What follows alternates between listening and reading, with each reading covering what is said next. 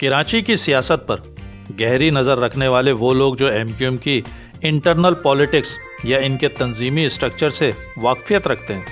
اور جنہوں نے ان کے سیاسی اتار چڑھاؤ کو بہت قریب سے دیکھا ہے یا بطور صحافی اسے کور کیا ہے، وہ یہ بات بخوبی جانتے ہیں کہ کراچی شہر میں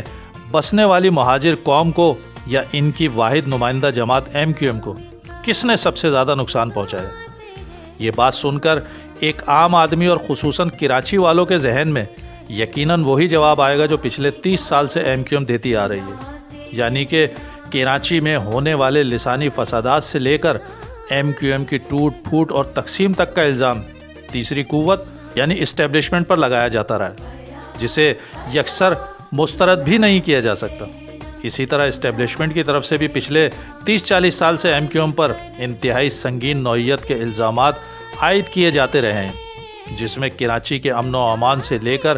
ملک دشمنی تک کے الزامات شامل ہیں، جسے ایم کیو ایم کی جانب سے بھی ہمیشہ سے سختی سے مسترد کیا جاتا رہا ہے۔ لیکن کمال بات یہ ہے کہ ان دو طرفہ سنگین اور سنجیدہ نوعیت کے الزامات کو آج تک دونوں جانب سے کسی بھی کورٹ آف لاء میں ثابت نہیں کیا جا سکا۔ مطلب 30-40 سال سے یہ الزامات ایک دوسرے پر لگانے کا سلسلہ آج تک جاری و ساری ہے۔ لیکن میرا آج کا موضوع ان دو طرفہ الزامات سے ہٹ کر اس حقیقت سے ہے جسے گراس روٹ پر عوام اور خود ایم کیو ایم کے نظریاتی کارکنان نے دیکھا بھی ہے اور محسوس بھی کیا ہے، یعنی کہ ایم کیو ایم اور مہاجروں کو سب سے زیادہ نقصان کس نے اور کس طرح پہنچایا۔ اس حوالے سے مختلف آراء پیش کی جاتی رہی ہیں کہ ایم کیو ایم کو سب سے زیادہ نقصان اسٹیبلشمنٹ نے پہنچایا، یا کچھ لوگوں کا خیال ہے کہ پیپلز پارٹی کی عصبیت اور مہاجر دشمن پالیسیز نے پہنچایا، جبکہ کچھ لوگوں کا ماننا ہے کہ کراچی کے ساحل اور وسائل پر غیر مقامیوں کو قابض کرنے کی وجہ سے ایم کیو ایم اور مہاجروں کو نقصان ہوا ہے۔ یہ اور بہت سارے عوامل اس کی ایک وجہ تو ضرور ہو سکتے ہیں اور اسے تسلیم کیے بغیر بات مکمل بھی نہیں ہو سکتی، لیکن میرا موقف اور نظریہ اس سے مختلف ہے۔ وہ یہ کہ آپ کے مضبوط گھر پر قبضہ یا آپ کے اتحاد اور یکجہتی میں دراڑ اس وقت تک ممکن نہیں ہے کہ جب تک دشمن کو یا آپ کے مخالف کو آپ کے اندر سے سہولت کاری میسر نہ ہو۔ مطلب ایم کیو ایم یا مہاجروں کو پہنچنے والا نقصان خود ان کا پیدا کرتا ہے۔ اس کڑوے سچ کو جتنی جلدی تسلیم کر کے اس کا مداوع کیا جائے گا اتنا نقصان کم سے کم ہوگا۔ اب سوال یہ ہوگا کہ ایم کیو ایم نے ایم کیو ایم کو نقصان کیسے پہنچایا، یا پھر مہاجر ہی مہاجروں کے دشمن کیسے ہو سکتے ہیں؟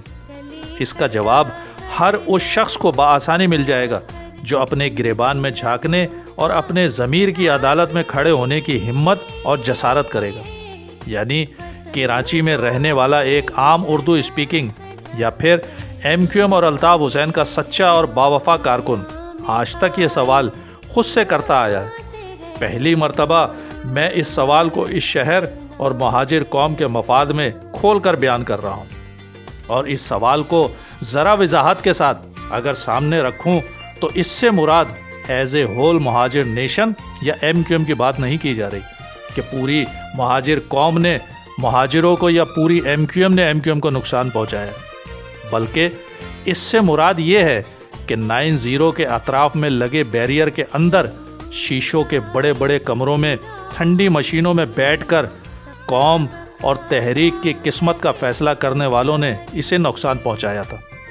جنہیں ایم کیو ایم کی اسٹیبلشمنٹ بھی کہا جائے تو غلط نہ ہوگا۔ یہ ایم کیو ایم یا مہاجر قوم کی ہی تقدیر کے فیصلے کرنے پر قدرت نہیں رکھتے تھے، بلکہ انہوں نے تو اپنے قائد، اپنے محسن اور اپنے روحانی باپ الطاف حسین کا بھی 22 اگست کو چیپٹر کلوز کر کے اپنی دانش میں قصہ پار کر دیا تھا۔ لیکن کہتے ہیں کہ عزت دینے اور لینے کا اختیار اللہ رب العزت کے پاس ہے۔ یہ شہر اور مہاجر قوم بڑی بد نصیب ہے کہ جسے الطاف حسین جیسا سچا، مخلص اور بے لوث لیڈر ملا، جس نے کہ ذات، برادری، مسلک اور فرقے سے بالا ہو کر ایم کیو ایم جیسی متوسط طبقے کی جماعت میں پوری مہاجر قوم کو متحد اور منظم کیا، اور پہچان شناخت کے ساتھ ایسی طاقت دی کہ دشمنوں اور مخالفین کی نیندیں حرام ہو گئی۔ اب اصل امتحان تھا اس اتحاد، طاقت اور ڈسپلن کو برقرار رکھنے کا، جو صرف الطاف حسین کی ذمہ داری نہیں تھی۔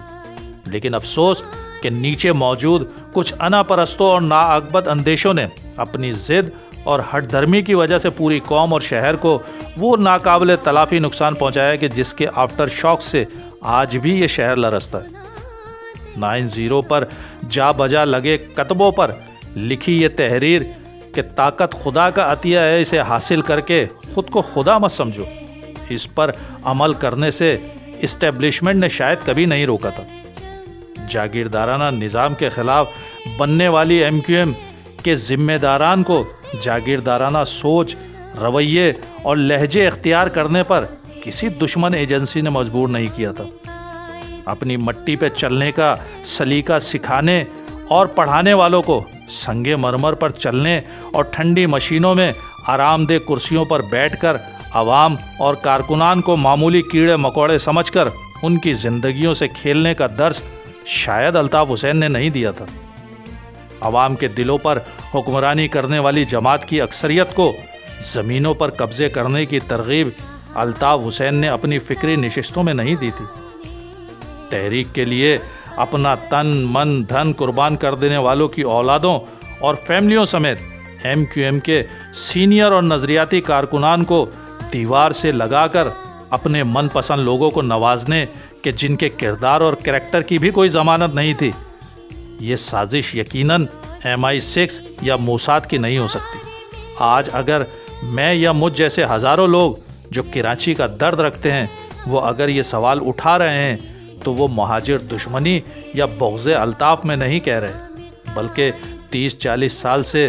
رشتے اس زخم پر مرہم رکھنے کی کوشش کر رہے ہیں کہ جو ناسور بنتا جا رہا ہے۔ مجھے بتائیے کہ اگر میں یہ کہتا ہوں کہ مہاجر ہی مہاجر کا دشمن ہے تو اس کا عملی ثبوت تو خود مہاجر جو کراچی کے ہر محکمے اور ڈپارٹمنٹ میں طاقت اور اختیار کے ساتھ بیٹھا ہے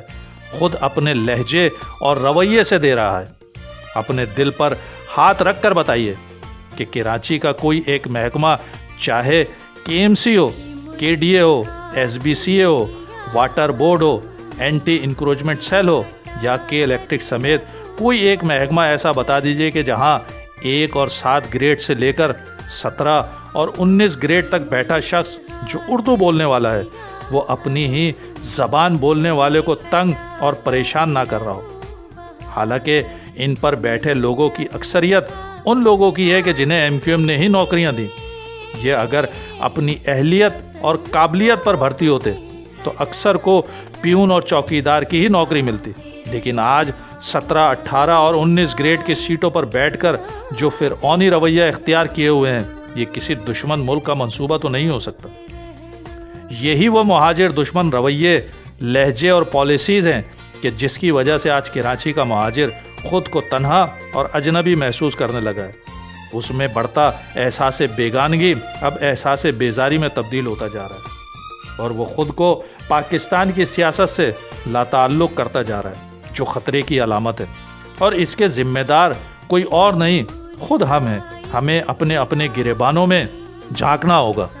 غیر مقامیوں کو ذمہ دار ٹھہرانے سے پہلے یہ دیکھنا ہوگا کہ انہیں معاشی طور پر مضبوط کرنے کے لیے کوئی اپنا تو فیسیلیٹیٹ نہیں کر رہا، کچرے کے ٹھیکوں سے لے کر چنگچی کے اڈوں تک میں اپنے تھوڑے سے مفاد کے لیے شہر کے اجتماعی مفاد کو تو کوئی نقصان نہیں پہنچا رہا۔ کل تک سب سے کمزور قوم سرائیکی جو آج کراچی میں سب سے زیادہ طاقتور ہو چکی ہے، اس سازش میں کہیں ہمارا ہی ہاتھ تو نہیں ہے؟ چھوٹی بڑی مارکیٹوں سے لے کر